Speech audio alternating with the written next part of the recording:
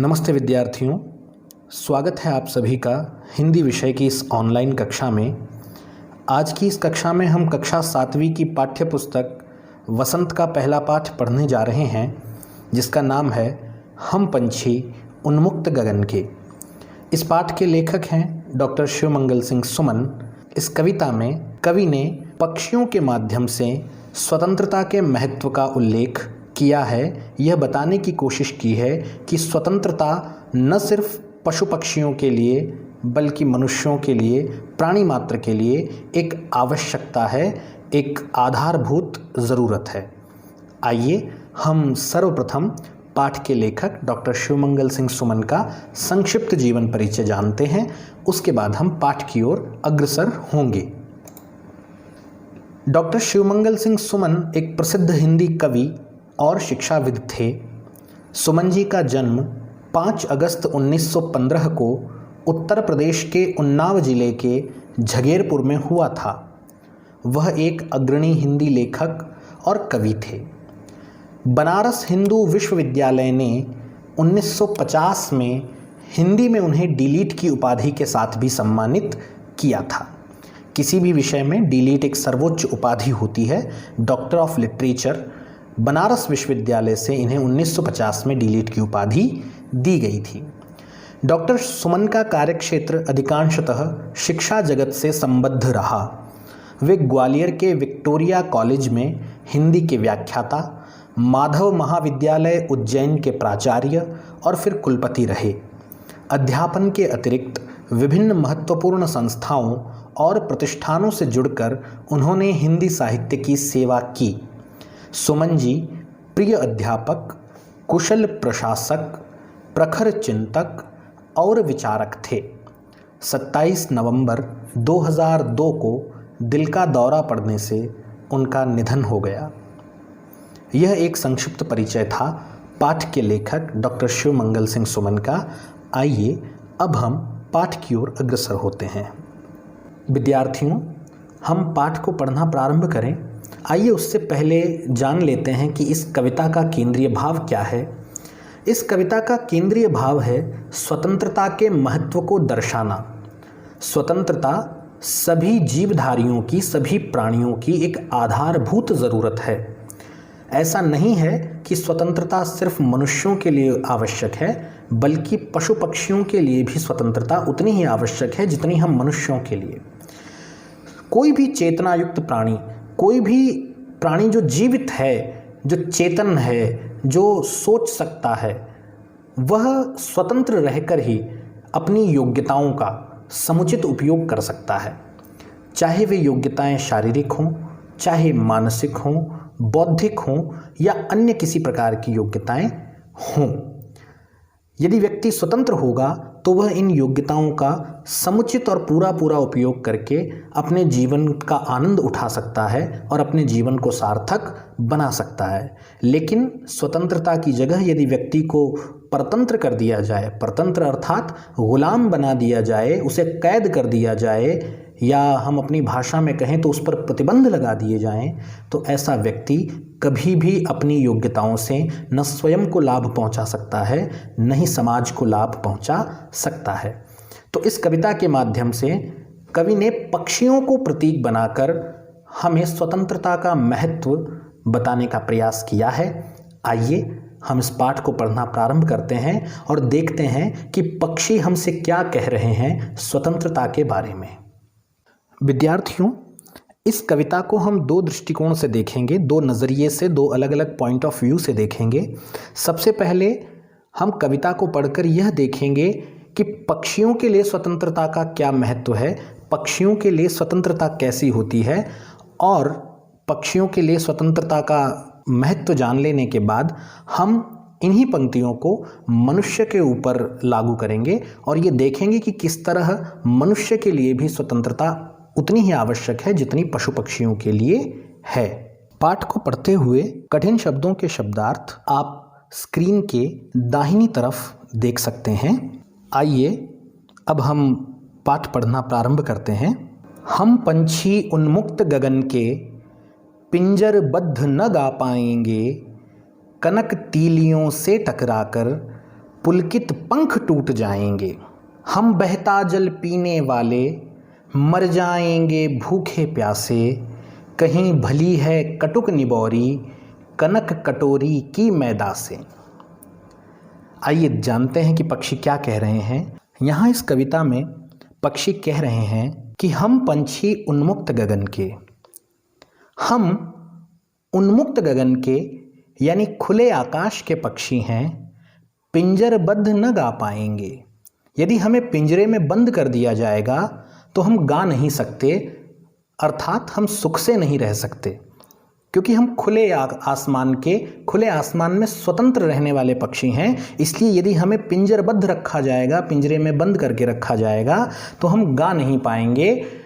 और एक व्यक्ति तभी गा सकता है जब वह सुखी हो, प्रसन्न हो। यानी यहाँ गाने का अर्थ है सुख से रहना। पक्षी ये कह रहे हैं कि हम पिंजरे में रहकर गा नहीं सकते, अर्थात सुख से नहीं रह सकते।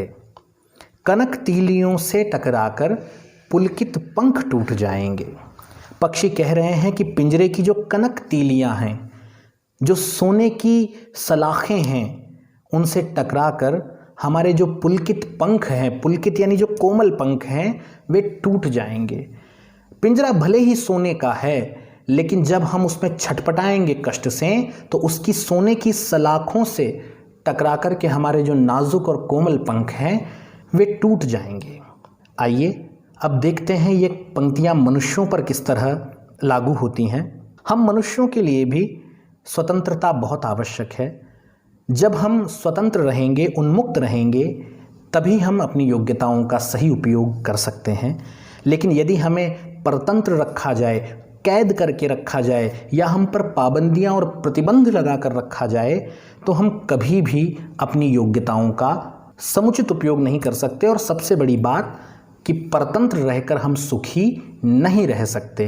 तो जो व्यक्ति सुखी नहीं रह सकता, निश्चित रूप से वह दुखी रहेगा, और जब दुखी रहेगा तो वो न समाज के काम का है, न स्वयं के किसी काम का है। और जो तीसरी और चौथी पंक्तियां हैं, कनक तीलियों से टकराकर पुलकित पंख टूट जाएंगे, मनुष्यों के संदर्भ में ये पंक्तियां कैसे लागू होती हैं, इसे भी समझें।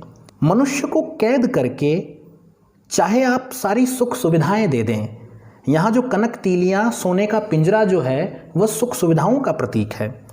हम मनुष्य को कैद कर दें सारी सुख सुविधाओं के साथ। आप कल्पना कीजिए, आपको एक कमरे में कैद कर दिया जाए और आपको सारी सुख सुविधाएं दे दी जाए। अभी वर्तमान में आप और हम सब उस दौर से गुजर रहे हैं जहाँ कोरोना की महामारी पूरे विश्व में फैली हुई है और हम सब अपने घरों में कैद हैं। सारी सुख सुविधाएं घरों में मौजूद है, उसके बावजूद हम सभी छटपटाते हैं बाहर निकलने के लिए। कारण, जब हमें प्रतिबंधित करके रखा जाए, जब हमें कहीं कैद करके रखा जाए, तो चाहे कितनी ही सुख सुविधाएं दे दी जाए, हम सुखी नहीं रह सकते उन सुख सुविधाओं से, क्योंकि स्वतंत्रता का सुख दुनिया के किसी भी सुख से बड़ा है। इसलिए चाहे सोने के पिंजरे में पक्षी को रखा जाए या सभी सुख सुविधाओं के साथ कैद करके कहीं इंसान को रखा जाए, वह कभी सुखी नहीं रह सकता, उसका मन हमेशा दुखी रहेगा। पक्षियों ने कहा कि हमारे पुलकित पंख टूट जाएंगे, हमारे कोमल पंख टूट जाएंगे। ठीक ऐसे ही मनुष्य के भी शरीर की, मन की, बुद्धि की हानि निश्चित है। तो यहाँ इन पंक्तियों में पक्षियों और मनुष्यों के माध्यम से हमने आपको समझाने की कोशिश की कि स्वतंत्रता सुख का कारण है और परतंत्रता, गुलामी हमेशा दुख का कारण होती है, चाहे गुलामी में आपको सारी सुख सुविधाएं दे दी जाएं। आशा है आपको इन 4 पंक्तियों का अर्थ समझ में आया होगा। अब हम अगली 4 पंक्तियों को देखते हैं। हम बहता जल पीने वाले मर जाएंगे भूखे प्यासे। पक्षी कह रहे हैं कि हम प्रकृति की गोद में, प्राकृतिक वातावरण में स्वतंत्र रहने वाले पक्षी हैं। हम झरनों से बहता हुआ जल, नदियों का बहता हुआ जल पीने वाले पक्षी हैं। अगर हमें पिंजरे में कैद करके रखा जाएगा तो हम भूख प्यास से मर जाएंगे। कहीं भली है कटुक निबोरी कनक कटोरी की मैदा से। और देखिए कितनी अच्छी बात कही है उन्होंने कि कहीं भली है यानी बहुत अच्छी है, कटुक यानी कड़वी, निबोरी यानी नीम का फल। नीम का जो फल होता है वह कड़वा होता है, लेकिन पक्षियों ने उसे अच्छा बताया है। किस स्थिति में अच्छा बताया है? स्वतंत्रता की स्थिति में। पक्षी कहते हैं कि स्वतंत्र रहकर यदि हमें नीम की कड़वी निबौरी खानी पड़े तो वो बहुत अच्छी है। किसकी अपेक्षा? कनक कटोरी की मैदा से। कनक यानी सोने की कटोरी में रखी हुई मैदा से। और ये कनक कटोरी की मैदा, जैसा हमने पहले कहा था, स्वर्ण यहाँ पर, सोना यहाँ पर सुख सुविधाओं का प्रतीक है। अगर पक्षियों को पिंजरे में रखकर सोने की कटोरी में मैदा भी रखी जाए तो वो उन्हें अच्छी नहीं लगती। उन्हें क्या अच्छा लगता है? उन्हें अच्छी लगती है स्वतंत्र वातावरण में मिलने वाली कड़वी नीम की निबौरी। यानी स्वतंत्र रहकर यदि कड़वाहट भी मिले, यदि कष्ट भी मिले, तो पक्षियों के लिए वो ज़्यादा अच्छा है इसकी अपेक्षा कि गुलाम रहकर उन्हें सारी सुख सुविधाएं दे दी जाए, परतंत्र रख करके उन्हें सारी सुख सुविधाएं दे दी जाए, या पिंजरे में बंद करके उन्हें सारी सुख सुविधाएं दे दी जाए। पक्षी उन सुख सुविधाओं को अच्छा नहीं मानते।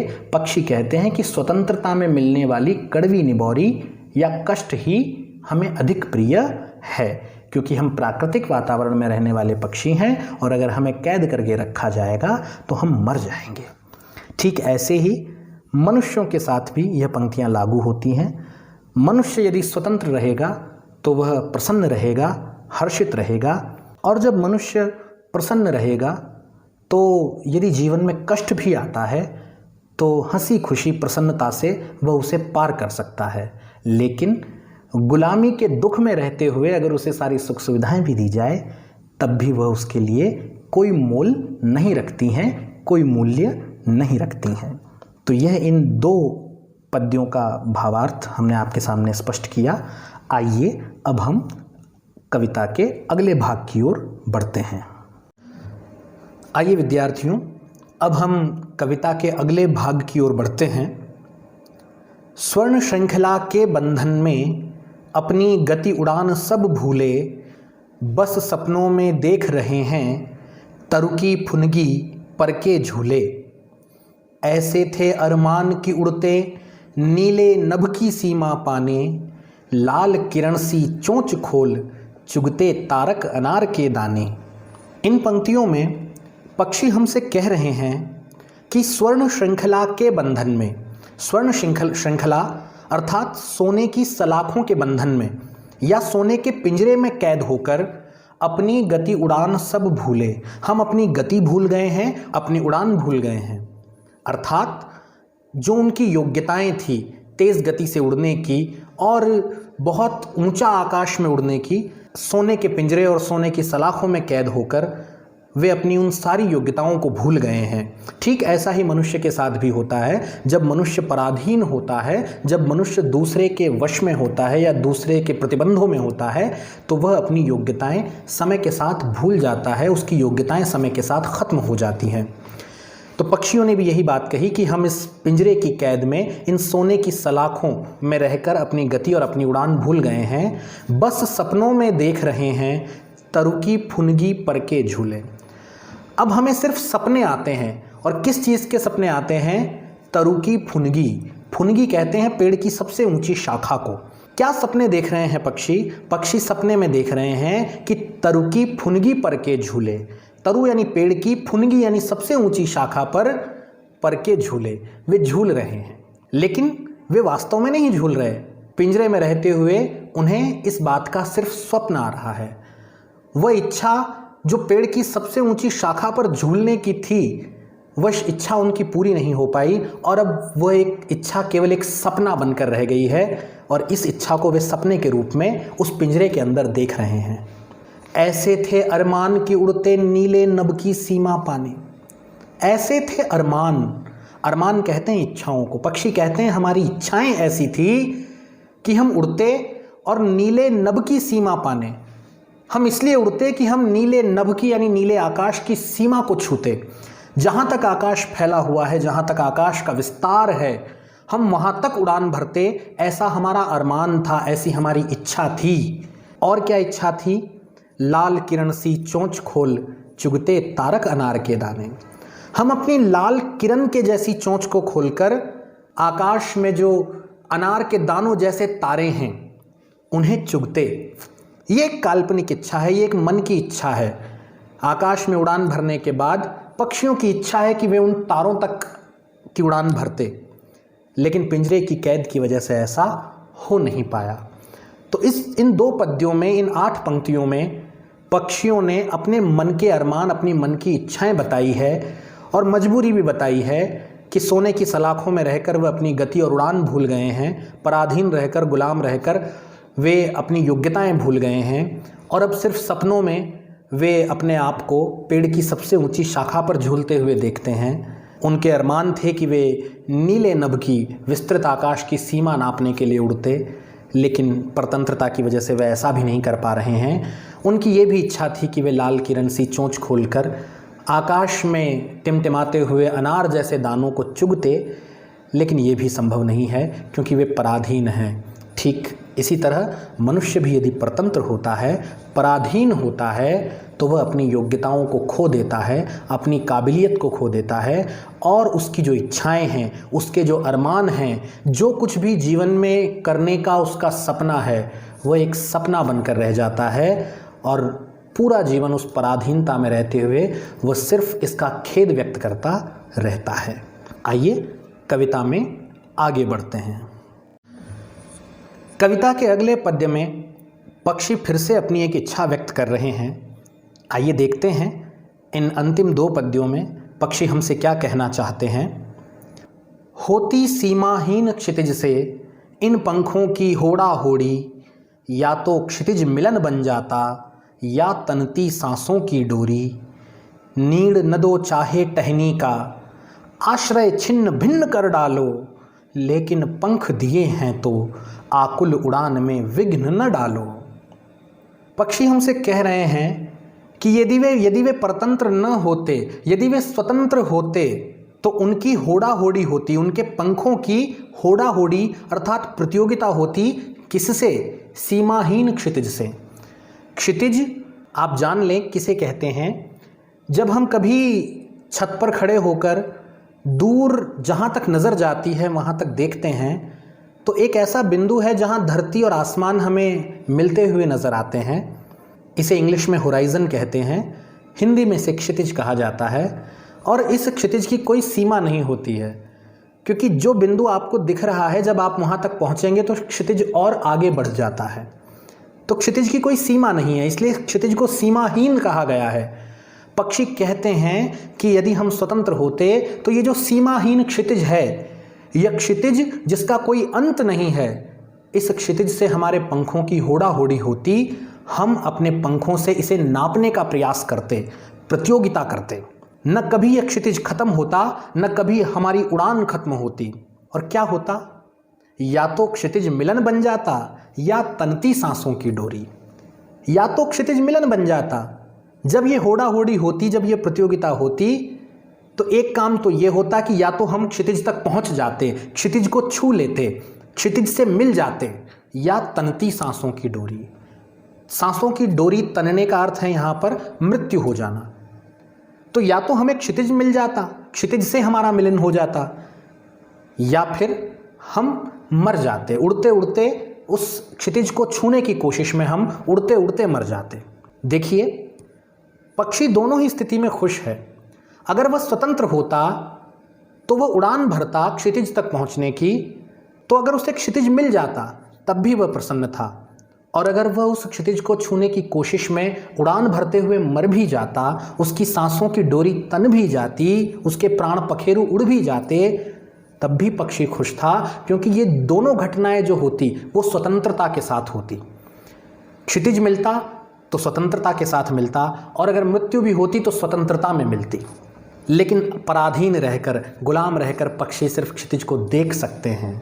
उनकी इच्छा है कि वे क्षितिज तक जाएं, क्षितिज को छुएं, लेकिन परतंत्रता की वजह से, पराधीनता की वजह से वह ऐसा कर नहीं पा रहे। मगर उनकी इच्छा थी कि अगर हम स्वतंत्र होते तो क्षितिज को छूने की कोशिश ज़रूर करते, और उस कोशिश में या तो क्षितिज मिल जाता या हमारी सांसों की डोरी तन जाती, हमारी मृत्यु हो जाती। अंत में पक्षी कहते हैं, नीड़ न दो चाहे टहनी का, आश्रय छिन्न भिन्न कर डालो। नीड़ कहते हैं घोंसले को। नीड़ न दो चाहे टहनी का, चाहे हमें टहनी पर घोंसला मत दो। हम रुकना नहीं चाहते किसी स्थान पर, हम उड़ते रहना चाहते हैं स्वतंत्रता से। इसलिए तुम हमें किसी टहनी पर, किसी पेड़ की शाखा पर कोई नीड़, कोई घोंसला, कोई घर मत दो। आश्रय छिन्न भिन्न कर डालो, और जो घोंसले हैं उन्हें भी चाहे तो तोड़ डालो। छिन्न भिन्न करने का अर्थ है तोड़ डालना, नष्ट कर देना। तो पक्षियों ने कहा कि हम रुकना नहीं चाहते, हम उड़ते रहना चाहते हैं स्वतंत्रता से, इसलिए हमें ज़रूरत नहीं है किसी पेड़ की शाखा पर किसी घोंसले की। और अगर कोई घोंसला है भी सही तो तुम उसे छिन्न भिन्न कर दो। हम नहीं रहना चाहते किसी घोंसले में बंद कर, हम नहीं रुकना चाहते किसी आश्रय में, किसी पेड़ की शाखा पर, किसी घोंसले में। लेकिन एक शर्त है, और वह शर्त यह है कि अगर पंख दिए हैं तो आकुल उड़ान में विघ्न न डालो। तो हमारी जो आकुल उड़ान है, हमारे उड़ने का जो उत्साह है, वो जो छटपटाहट है हमारे अंदर उड़ने की, स्वतंत्र होने की, उसमें विघ्न न डालो, उसमें कोई बाधा मत डालो। हम स्वतंत्र उड़ते रहें, हमें ऐसा कर लेने दो। हमारी इस उड़ान में विघ्न मत डालो, बाधा मत डालो, क्योंकि हमें जो पंख ईश्वर ने दिए हैं वह उड़ने के लिए दिए हैं, ना कि किसी पिंजरे में बैठे रहने के लिए, ना कि किसी घोंसले में बैठकर रुके रहने के लिए। तो अंतिम पंक्तियों में ये प्रार्थना की है पक्षियों ने हमसे कि हमें घोंसला मत दो, हमें कोई आश्रय मत दो, और जो हैं उन्हें भी समाप्त कर दो, उन्हें भी तोड़ दो, लेकिन हमारे पंख हमारे पास हैं। तो हमारे अंदर जो उड़ने की छटपटाहट है, उड़ने की जो बेचैनी है, उड़ने का जो उत्साह है, उसमें बाधा मत डालो, उसमें कोई रुकावट मत डालो, हमें कैद मत करो, हमें परतंत्र मत करो, हमें अपना गुलाम मत बनाओ, हमें किसी पिंजरे में कैद करके मत रखो। हमें सिर्फ उड़ने दो, और उड़ करके हमें हर वो इच्छा, हर वो अरमान पूरा करने दो जो पक्षियों ने पिछले 2 पद्यों में और इस उपांतिम पद्य में बताया है। तो मैं समझता हूँ आपको पंक्तियों का भावार्थ समझ में आया होगा। अंत में हम एक बार शीघ्रता से इस कविता का सारांश देखते हैं। हम पंछी उन्मुक्त गगन में कवि शिवमंगल सिंह सुमन जी ने पंछियों के माध्यम से आज़ादी और उसके मूल्य का अर्थ बताया है। सोने के पिंजरे और सोने की कटोरी में मैदा खाने से जीवन का अभिप्राय सफल नहीं होता है। पराधीन व्यक्ति सिर्फ सपने देख सकता है, वह स्वतंत्र रूप में विचरण नहीं कर सकता है। कविता के प्रारंभ में ही पंछी आकाश में स्वतंत्र रूप से विचरण करने की कामना करते हैं। उनके पुलकित पंख सोने के पिंजरों की तीलियों से टकराकर टूट जाएंगे। पंछी उन्मुक्त विचरण करने वाले हैं, वह नदियों, झरनों का पानी पीने वाले हैं। वे भले ही भूखे प्यासे मर जाएंगे, उनके लिए नीम की कड़वी निबोरी ही अधिक प्यारी है। सोने की कटोरी में मैदा सिर्फ गुलामी है। पंछी पिंजरे की गुलामी के कारण अपनी प्राकृतिक उड़ान सब भूल गए हैं। वे सिर्फ सपने में पेड़ों की डालियों पर झूलते हैं। पंछियों के आकाश में उड़ने के अरमान थे। वे आकाश की सीमा को नापने वाले थे। अपने सूरज जैसी चोंच से अनार के दाने यानी तारों को चुग लेते। अपने पंखों को फैलाकर वे आकाश की अंतहीन सीमा को भी पार कर लेते। पंछी अपने आश्रय के प्रति भी लालायित नहीं हैं। वे आकाश में उड़ना चाहते हैं। कोई उनकी आकाश में उड़ने की आज़ादी में विघ्न न डाले। आशा करते हैं आपको ये कविता और कविता का भाव, मूल भाव समझ में आया होगा। आपसे निवेदन है इस कविता को, इस वीडियो को 2-3 बार पढ़ें, 2-3 बार देखें, ताकि आप इसके भाव को अच्छे से आत्मसात कर सकें। धन्यवाद।